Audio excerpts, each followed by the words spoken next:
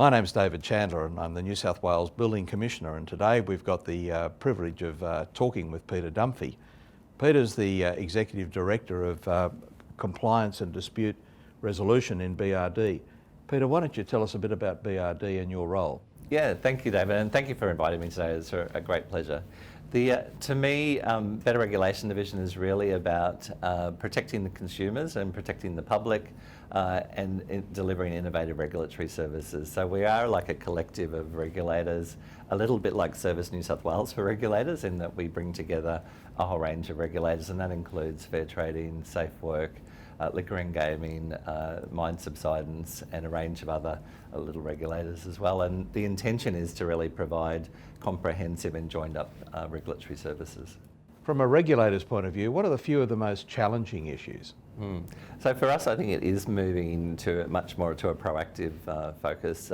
Certainly in the past, we've certainly focused a lot on complaints and resolving consumer complaints, but we really want to get ahead of the curve in terms of that and make sure that we're actually preventing complaints from arising in the first place. So for us, it is focusing on the most important building standard issues, and that can be around waterproofing, it can be around structural issues, it can be around fire safety. So we really want to make sure that builders understand, and everybody in the ecosystem of the building work understand what they need to be doing. So for us, a focus on harm prevention rather than reactive responding to issues, preventing it before it occurs, building capability within the industry so that all of the players in the industry have the appropriate standards and capability to do their work, but also ensuring that consumers also understand their obligations and can exercise those obligations successfully. And it's also about creating a level playing field. We want to remove those riskier players. We want to make sure the people who are doing the right thing are protected and encouraged. From the 1st of September, of course, we've now got major legislation starting to stand up in New South Wales. There's the Residential Apartment Buildings Compliance and Enforcement Powers Act. That starts on the 1st of September. And of course, we're now doing the preparation to get the industry ready for the introduction of the Design and Building Practitioners Act, which really starts in effect from the 1st of July next year. It's really quite a big piece. What's happening inside BRD to get ready for that? Yeah, well look, I mean, firstly, it's been great, that collaborative relationship we've had with the Office of the Building Commissioner and working together on standing up a compliance team, which is focused primarily and initially on the occupation certificate audits. So there's been a great body of work being done in getting both the resources into the organisation, but also upskilling and setting in place all of the systems that need to support that team. So we've now got, as of today, I think 14 new professionals on board, and we'll continue to grow that, and we'll be doing more recruitment. But it really is about making sure that they've got the appropriate skills. Now we're actually in the process of working with industry to test the audit tools, make sure we've got that right and that we're picking up the important issues and following those through. And that will be a phased process. So at the moment we're focusing on the occupation certificate audits, but in the subsequent phases we'll be looking also at the design requirements and also the as-built declarations as well. So we'll reposition and refocus as the legislation rolls out and as the priorities change. Peter, over the last 6 months, we've both been sitting at the table and we've seen an enormous digital capability build. It's been really quite amazing, and I think it'd be great for the viewers to understand just how significant the digital capability and data is going to be in how the future regulator is going to operate. Do you want to just talk to that a little? Yeah, sure. I mean, I think to me this is the most exciting part of the journey in terms of culture change. You really need the systems to support both our staff but also the industry as well to really affect those change. So the work that's been done on the digital front really is about bringing together what has been quite siloed information and inaccessible information and making that really making that very accessible, and also allowing people to tell us once and then for us to be able to really use that data effectively. We collect so much data but we often don't use it, and this is really will free up that data so that we can actually really access it and use it in a way that will protect the community and also ensure that everybody who's got obligations gets the right information so they can do that. So we've been working, as you can see on the slide, there's quite a huge ecosystem of different systems. The single view of building is a really critical one for us. It means that all of our regulators, whether it's in safe work or fair trading, and the work that we do in building regulation, that we've got access to that information and we can act on that. And same with the in terms of the industry as well, that they've got access to that too. The other really important part of that is to be a really effective regulator, we need to be risk-based. So the risk-based tool that we're using in terms of the multi-rating risk rating tool will be really helpful for us in terms of being able to identify and to target very specifically the areas that we need to focus on, which will be really quite critical. And then the third element of that is ensuring that we've got good business intelligence to drive the business, and so that our staff and our managers have really good dashboards to be able to see where we're heading and make sure we're heading in the right direction. So Peter, the other elements of this are that the industry will be quite enthusiastic about the fact that perhaps in the risk rating landscape as we go forward is that we'll start to be moving away from one size fits all in the way that we actually treat the good players and the risky players, and maybe we create more autonomy for the good players. The other benefit, I think, for taxpayers and for the industry has got to be the fantastic work that's been done by DPI in the e-planning platform, and soon to be followed by the e-strata platform, which is coming up. Maybe you could just share with the viewers that there's some really great intersections that we've been able to build here, such that the single source of truth, as you were talking about, or tell us once, we're now seeing that go across agencies. So how do you feel about that?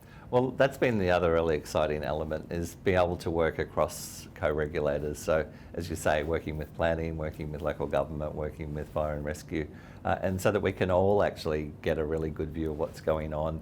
The e-planning portal is going to be really quite critical in terms of that. And it also means that we can actually get real information very quickly when issues arise. We can get the right information. We all have been through that experience of having to deal with buildings where it's taken weeks and maybe months to actually get the appropriate plans for those particular buildings. So now that will all be available. It means that we can respond much more quickly and rectify issues much more quickly as they arise. So for us, that will be quite critical in terms of that. But we're also doing a huge amount in the licensing platform and also the strata platform as well. So that will mean that it's almost like the whole life cycle will be there in terms of really being able to provide useful information at any point in that life cycle of the building that we can rely on in terms of both for the community to have that access to information, but also for us to be able to use that in our compliance work. Peter, we're 20 years into this century, and we're really now starting to see the first of the real power of the 21st century data analytics and all of the supports that are going to go there. I guess the definition of people having digital twins is suddenly going to become a reality, because with the new government licensing platform and the relationship with lodging documents into the e-planning portal, there's going to be a real connectivity there. So I guess the message to all the players is that you better start looking after your digital twin going forward. Exactly, and I mean, I think for me the other thing is you just need to be aware that the technology is changing so quickly that there'll be new tools and new things that we haven't even thought about now, very closely on the horizon. I just look back at my long career and where that started in terms of the technology and how quickly, and you always sort of at a particular point in time, you always think that is all you're going to have access to, but we all know from experience how quickly the technology changes. Yeah, well, don't mention how long we've both been around, but we're now looking forward. So Yes. that's the exciting bit. So in the next month, we're actually sitting down to talk about what will the regulator look like after 2022. So we've got a series of planning meetings to talk about what are the sorts of, what will be the context of an industry that we're designing a future regulator into, and what will be the harms that will exist in that context. We've got a date with Destiny in March 2022. Why don't you just share with us some thoughts about the journey that you see that we're going to make? Well, to me, this is the really creative part of the process, because we can really reinvent our future, and we need to, because we really need to be an exemplar regulator, we need to build that trust in the community, and we need to ensure that we're actually delivering in terms of the regulatory framework that we're administering. So this is a great opportunity for us to really think about how we can do it more innovatively, differently. I mean, I think the challenges, COVID, I think, has shown that challenges gives you that great opportunity to actually rework the way that you do your business and rework all of the systems that you may use to actually deliver. And at the end of it, you realise that you can do things much better in a much different way. I think the crisis that we've had in the building sector has really given us that opportunity to reinvent how we'll operate. So the next 12 months is a very creative piece. It is really focusing on the customer at the centre, understanding the customer's journey, and all of our community's journey in terms of the built environment, and how we as a regulator can really have the most impactful effect in terms of really ensuring that we are preventing harm. So viewers will have heard Peter's views on how all that's moving in the organisation he leads, and I'd want to acknowledge the fact that over 12 months I've seen the most amazing shift in enthusiasm and understanding of what we have to do in the next short while. Of course, BRD is just part of the overall Department of Customer Service family, and we are able to draw on all of the resources, the DAC and a whole range of digital capabilities, but expertise at the executive level. And we're working on an agenda that the Deputy Secretary has described to the team as a greenhouse project, and that fits into the government's lighthouse project. So this is very much, Peter, a contextual piece of the overall government's forward-looking agenda as to how do we serve the citizens of New South Wales better. So I think you can be congratulated, and you can take back to your team recognition already that we can see that transformation. So thanks a lot for coming in today and sharing your insights with the viewers today.